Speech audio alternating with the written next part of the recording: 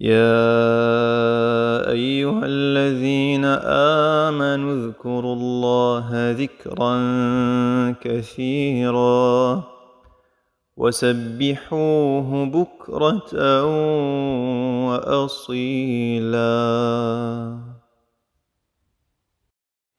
Assalamu alaikum, alhamdulillah, on se retrouve autour du dhikr et de ces azkar, ces petites paroles que nous allons apprendre durant ce mois du Ramadan, Inch'Allah, et essayer de prononcer de manière régulière, abondamment, comme Allah subhanahu wa ta'ala nous invite à le faire, pour éveiller nos cœurs et connecter nos cœurs à Allah subhanahu wa ta'ala. Alors la parole qu'on va discuter aujourd'hui et qu'on va partager ensemble aujourd'hui, et la parole de Alhamdulillah. Et Alhamdulillah, c'est une parole qui est magnifique, c'est une parole qu'Allah subhanahu wa ta'ala enseigne à son messager très tôt dans la révélation, puisque Allah subhanahu wa ta'ala, une des premières sourates qui est révélée est sourate Al-Fatiha. Et Al-Fatiha commence par Alhamdulillahi Rabbil Alamin. Donc Allah subhanahu wa ta'ala révèle sourate Al-Fatiha à son messager sallallahu alayhi wa sallam. Et cette sourate commence par la notion de hamd. Et donc avant de pratiquer ce Alhamdulillah dans notre quotidien et dans nos journées, eh bien essayons de comprendre ce que ça veut dire et de l'intérioriser, de le méditer de la bonne manière, incha'Allah ta'ala. Alhamd, qu'est-ce que ça veut dire? Alhamd signifie les gratitudes, les louanges, les remerciements, la reconnaissance. Tout ce champ lexical-là rentre dans la notion de Alhamd. Et la parole Alhamdulillah, eh bien, est une parole spécifique. Parfois, on la traduit par « on remercie Allah ». Mais en vérité, Alhamdulillah est une parole très très forte parce que c'est une parole qui contient en elle-même toute cette notion sans qu'il n'y ait aucun sujet ni aucun verbe dans la reconnaissance d'Allah subhanahu wa ta'ala. Qu'est-ce que ça veut dire? Ça veut dire que contrairement à d'autres formulations dans le Coran et dans les azkar où il y a un sujet et un verbe, eh bien dans Alhamdulillah, si vous enlevez le sujet, il n'y a pas de sujet. Si vous enlevez le verbe, il n'y a pas de verbe. Ça veut dire quoi? Ça veut dire que Alhamd, toute la gratitude, les louanges, la reconnaissance, les remerciements vont à Allah subhanahu wa ta'ala et appartiennent à Allah subhanahu wa ta'ala.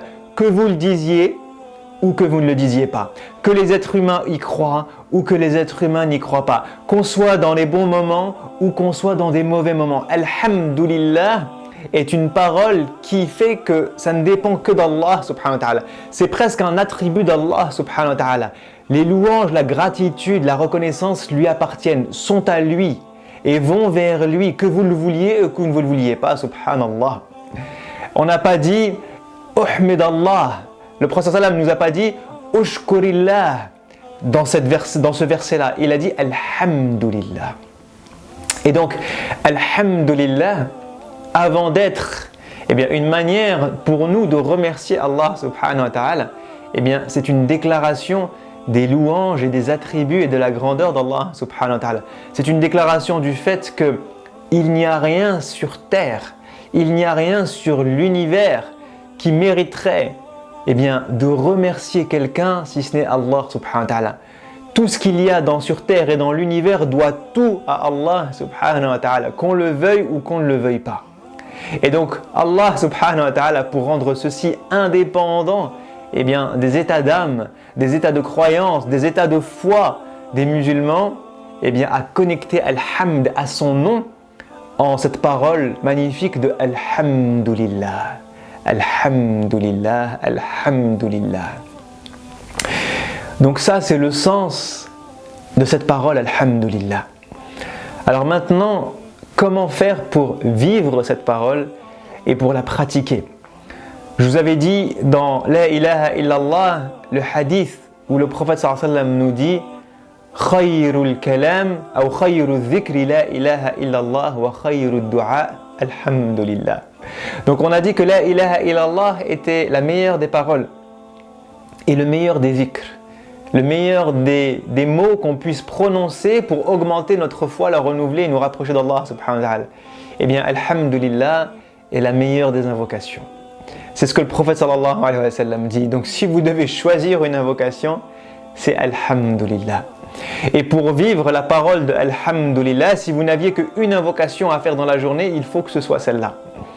Et donc pour la vivre, comment faire? Il faut se remémorer l'ensemble des bienfaits que Allah subhanahu wa ta'ala a sur nous. Est-ce qu'il est possible de les comptabiliser? Non, c'est impossible. Parce que Allah subhanahu wa ta'ala nous dit وَإِن تَعُدُّوا نِعْمَةَ اللَّهِ لَا تُحْصُوهَا. Si vous essayez de comptabiliser, si vous essayez de dénombrer les bienfaits que Allah subhanahu wa ta'ala a sur vous, eh bien vous n'y arriverez pas. Mais malgré que c'est impossible d'y arriver, d'arriver à dénombrer l'infini nombre de bienfaits, eh bien ce verset est une invitation à cet exercice spirituel. Lorsque Allah nous dit وَإِن تَعُدُّوا نِعْمَةَ اللَّهِ, il est en train de nous inviter à les dénombrer, de nous inviter à lister les bienfaits qu'Allah subhanahu wa ta'ala a sur nous, de les mettre sur une feuille, de les mettre sur mon smartphone, de les mettre dans ma mémoire, de les écrire et de les lister et de voir qu'en vérité, eh bien, c'est impossible de les dénombrer tous. Et donc l'exercice spirituel que je m'invite moi-même le premier et chacun d'entre nous à faire, eh bien, c'est de prendre une feuille et un crayon ou de prendre votre smartphone si vous préférez et de noter dessus, eh bien, 3, 5, 10 bienfaits qui sont les bienfaits pour lesquels vous avez le plus envie de remercier Allah subhanahu wa ta'ala. Les bienfaits sans lesquels votre vie ne serait pas la même. Les bienfaits qui, s'ils disparaissent, eh bien, vous feront déprimer, vous attristeront, seront une immense épreuve pour vous. Et lorsqu'on liste ces bienfaits et qu'on s'imagine leur disparition et qu'on voit combien ils sont importants dans notre quotidien, eh bien c'est là qu'on prend conscience du fait qu'on doit être reconnaissant pour ces bienfaits-là.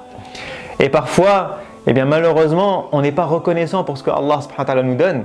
Et comme le disent les savants, lorsque on n'est pas reconnaissant, an-ni'ma tanqalibu ila niqma.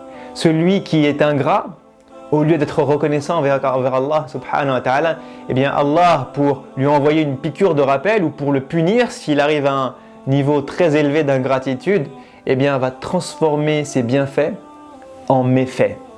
Et subhanallah, des bienfaits peuvent se transformer en méfaits si nous ne sommes pas reconnaissants pour eux. Donc quel est cet exercice spirituel? Eh bien c'est de se rappeler de quelque chose dans votre quotidien pour lesquels vous voulez remercier Allah subhanahu wa ta'ala. Vous pouvez par exemple, eh bien, vous rappeler que Allah vous a donné la santé. Alhamdulillah, il y a autour de moi peut-être des gens malades. Peut-être que moi-même je suis malade, mais il y a toujours des gens qui sont plus malades que nous. Il y a des gens qui sont alités, il y a des gens qui ont des cancers, il y a des gens qui décèdent à des âges assez précoces, subhanallah. Donc je peux remercier Allah subhanahu wa ta'ala de m'avoir donné la vie, de m'avoir donné la santé, de me permettre au quotidien de me lever, de marcher, de pouvoir subvenir à mes besoins tout seul et de pouvoir boire et manger et me changer et aller aux toilettes tout seul, subhanallah. Il y a des gens qui sont assistés, il y a des gens qui ont besoin qu'on les aide pour prendre leur douche ou pour manger ou pour aller aux toilettes, subhanallah. Alhamdulillah qui m'a permis de me réveiller chaque jour en bonne santé. Alhamdulillah qui m'a donné des parents aimants. Moi, à chaque fois que je pense à ma maman qui, subhanallah, nous a éduqués alors que nous avions perdu mon papa à un âge très jeune, ma sœur avait 5 ans, j'en avais 8, et notre mère, subhanallah, eh bien, a sacrifié toute sa vie pour nous. Elle a sacrifié tout ce qu'elle pouvait pour nous éduquer, pour s'occuper de nous, alors qu'elle avait très peu de compétences, très peu de moyens, très peu d'argent, très peu de savoir, très peu de statut social, pas grand-chose.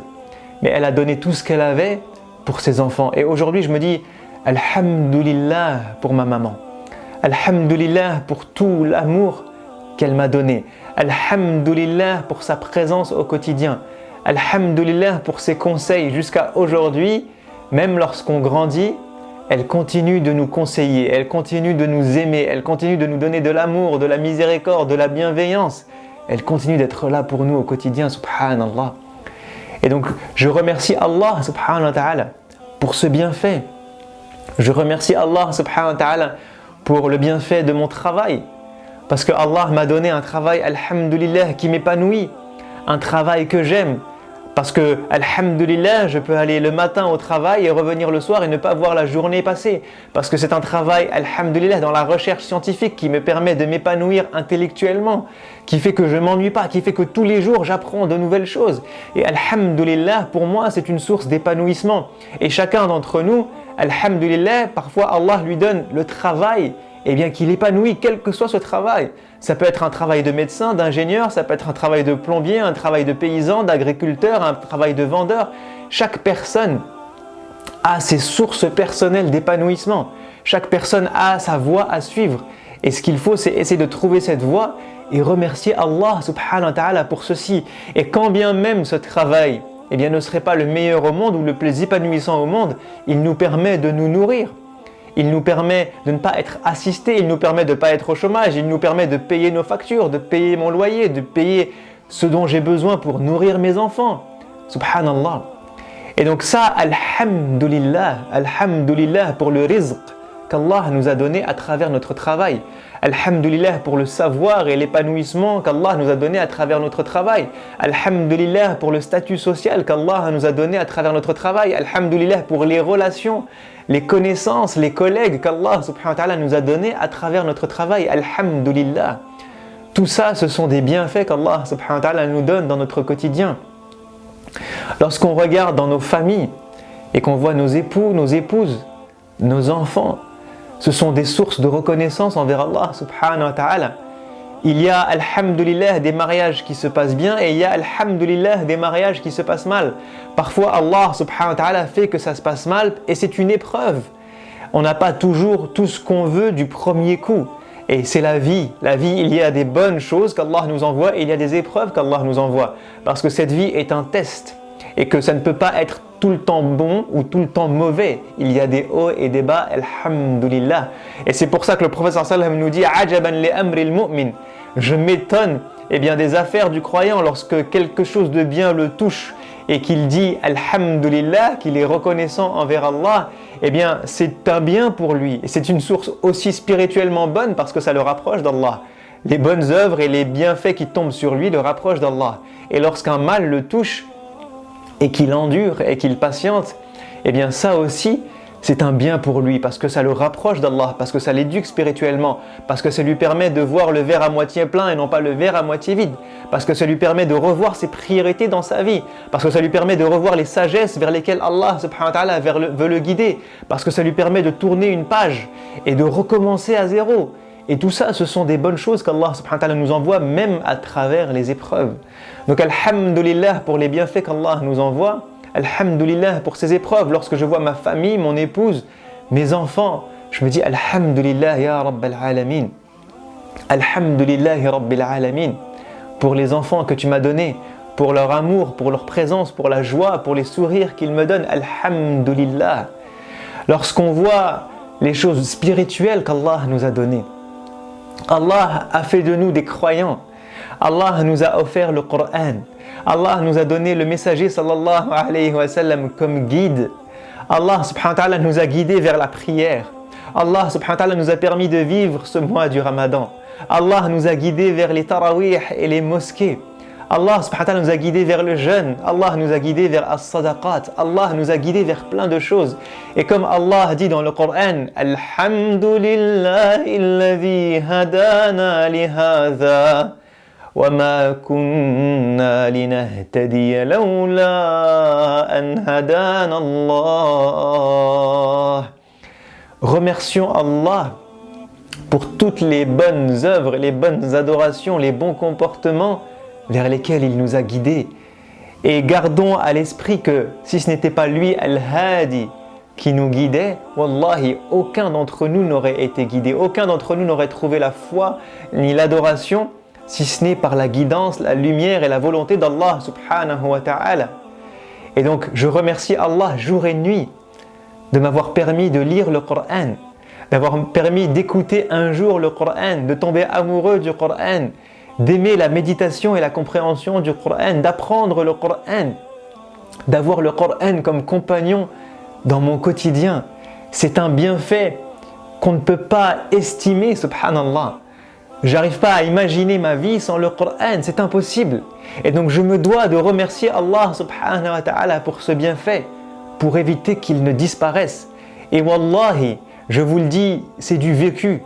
Les jours où on n'ouvre pas le Coran, ce sont les jours où on sent le manque du Coran. C'est les jours où on voit que la baraka de notre journée disparaît. On se dit, mais subhanallah, pourquoi j'avais de la baraka hier, tout se passait bien dans ma journée, et pourquoi ça se passe mal aujourd'hui?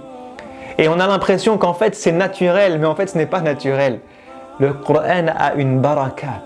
Le Coran donne des bénédictions dans votre journée. Apprenez le Coran, méditez le Coran, appliquez le Coran. Le Coran comme compagnon nous donne des bénédictions dans la journée qu'on ne peut même pas estimer, qu'on ne peut même pas imaginer. C'est quand on perd ces bénédictions qu'on se dit il y a un problème, il y a un truc qui cloche. Alhamdulillah, Allah nous a guidés vers la prière. Cette prière qui donne vie à notre âme, vie à notre cœur. Cette prière qui est remplie de rappels et d'évocations d'Allah subhanahu wa ta'ala, qui nous connecte à lui subhanahu wa ta'ala. Allah nous a guidés vers le dhikr, Allah nous a guidés vers le jeûne, alors qu'il y a des gens qui ne peuvent pas jeûner. Il y a des gens qui sont malades et qui ne peuvent pas jeûner. Il y a des gens qui sont décédés avant ce mois du Ramadan et à qui Allah subhanahu wa ta'ala n'a pas permis de profiter du jeûne de ce mois du Ramadan alors qu'ils en rêvaient depuis l'année dernière, alors que Ramadan leur manquait depuis l'année dernière, subhanallah. Allah nous a permis de faire des sadaqat. Il y a des gens qui n'ont pas assez d'argent pour faire des sadaqas. Il y a des compagnons qui pleuraient parce qu'ils étaient pauvres et qu'ils n'avaient pas assez d'argent pour donner fi sabilillah, pour donner aux démunis, pour donner à la cause d'Allah subhanahu wa ta'ala, pour donner aux œuvres caritatives. Ils pleuraient parce qu'ils n'avaient pas la capacité de donner, au point où Allah et son messager leur ont promis que s'ils avaient l'intention de donner quelque chose, s'ils avaient été riches, là on parle au conditionnel, eh bien ils auraient la même récompense. Donc si mon intention c'est Ya Rabbi, si je gagne 5 000, 10 000 euros par mois, eh bien ce sera d'en donner 10 à telle et telle œuvre caritative, ou 1000 euros à telle ou telle œuvre caritative, ou 10 euros, ou 100 euros, ou 500 euros, eh bien j'aurai la récompense de cet argent même si je ne l'ai jamais donné de ma vie parce que je suis pauvre ou que je n'ai pas les moyens, mais que j'aurais souhaité le faire si Allah m'en avait donné le rizq et la capacité. Alhamdulillah qui nous a permis de donner. Alhamdulillah qui nous a guidés vers tous les nobles comportements.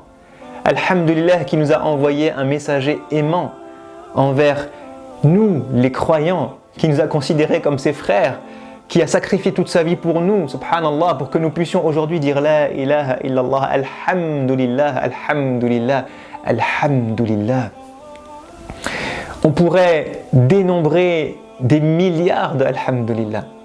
Si juste on dénombrait le nombre d'inspiration et d'expiration, le nombre de globules blancs, de globules rouges, le nombre de membres que nous avons, le nombre de neurones, le nombre de plantes qu'il y a sur Terre, le nombre de graines qu'il y a sur Terre, le nombre d'animaux qu'il y a sur Terre, le nombre de molécules d'oxygène, de molécules d'eau qu'il y a sur Terre, le nombre de rayons de soleil qui tombent sur nous.